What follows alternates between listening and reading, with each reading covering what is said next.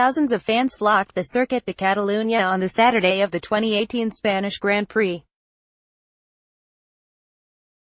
After all, it was the day that the all-important qualifying session would be conducted. But before qualifying, it was time for the third free practice session, the last for teams and drivers before the business end of the weekend would commence. Free practice 3, when Lance went for a stroll. Williams' Lance Stroll crashes during the qualifying session at the Circuit de Catalunya. AFP. The key objective of this session is to evaluate car setup and tire compounds that would be most suitable for qualifying. This means working on a combination that would allow the driver to extract maximum one-lap pace and qualify as far ahead on the grid as possible. In the third free practice session, Williams' Lance Stroll added to his numerous off-track sessions of the weekend. The young Canadian driver, who is trying hard to shrug off the "pay driver" tag, didn't seem settled in the car and the circuit, a reminder of the troubles he faced and couldn't get on top of in the 2017 Abu Dhabi Grand Prix. Toro Rosso's Brendan Hartley, the reigning world endurance champion, has found a switch from racing sports cars to single-seater cars difficult. Unfortunately for him, Red Bull Racing's limited patience with their drivers is well reported. Will they be patient enough with Hartley and let him see through the current season? Well, that story is for another day. In this session, Hartley drove on a small patch of grass, a mistake that threw his car off balance and shunted rearwards into the barriers. The damage was such that Hartley's car needed extensive repairs and saw him miss the all-important qualifying session later in the day.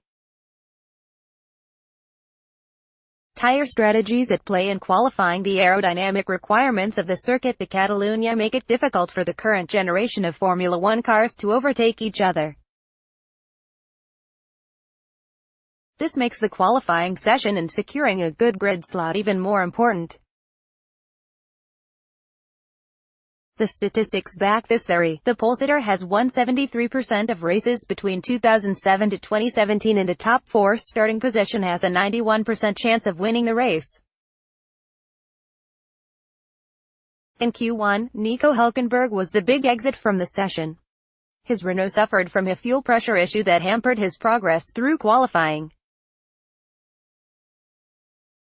He will start the race from 16th. Stroll went off the circuit yet again, and this time, he spun out of the session and even managed to crack a television camera lens while doing so. Embarrassingly enough, Stroll went off at turn 12, a turn that doesn't normally see drivers go off. Thanks to Stroll's crash, the start to Q2 was delayed. It took the marshals time to repair and realign the barriers. For the second time in succession, Sauber's Charles Leclerc made it to Q2. Also, this was the third time this season that he out-qualified his Swedish teammate, Marcus Ericsson. It was good to see the Ferrari junior driver continue his momentum from Baku, where he scored his first Formula One points. In the top 10 shoot, Q3, we saw Lewis Hamilton clinch his second pole position of the season and 74th overall. Valtteri Bottas followed only 0.04 of a second behind, also Mercedes' first front-row lockout of 2018, followed by Ferrari's Sebastian Vettel. All in all, the top 3 were separated by just about a tenth, an indication that Sunday's race should be closely fought. Normally, we see tire strategy play out in the race, but in the qualifying session, we saw the Ferrari drivers use the soft tires to set their fastest lap time, while the Mercedes and Red Bull Racing drivers chose the super softs. After the session, the Pirelli tires received much criticism. Ferrari's halo-mounted mirrors. After reporting in yesterday's paddock dairies that Ferrari's halo-mounted mirrors might be disallowed for the Spanish Grand Prix, the FIA in fact allowed the Italian team to continue using their mirrors while deeming them illegal. From the 2018 Monaco Grand Prix, Ferrari will have to revert to the car-mounted mirrors, one that every team in the paddock has been using for years. The manner of this ruling did raise a few eyebrows. Ferrari claimed that they were within the ruling of using the halo for mounting mirrors that was discussed post-China.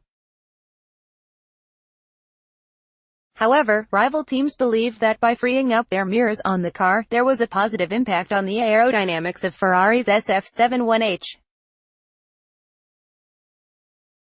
Also, the FIA couldn't enforce Ferrari to switch to the earlier spec mirrors because the Italian team had an updated car for Spain and they would go back to using their older car, one that they used in the first 4 races, in Monaco.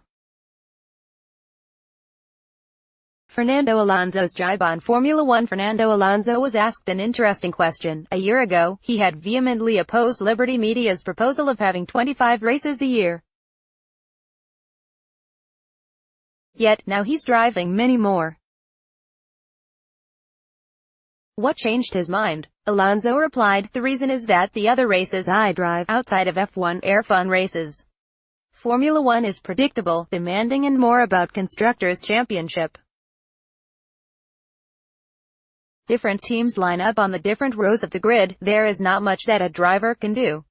We love you too, Dan." Do you remember Sebastian Vettel's legendary radio message from the 2016 Spanish Grand Prix? During a battle with former Red Bull teammate Daniel Ricciardo, he had fumed, "Honestly, what are we doing? Racing or ping pong?" Ricciardo told reporters that a particular radio message still made him giggle, and thanked Vettel for all their great entertainment over the years.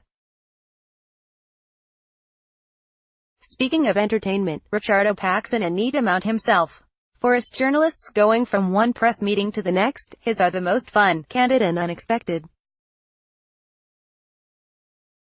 After Saturday's qualifying session, Ricciardo greeted the press with his characteristic grin, followed by an unexpected expletive, all in good jest of course.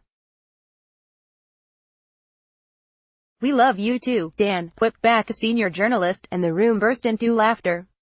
Updated date, May 13, 2018, 12:56 p.m.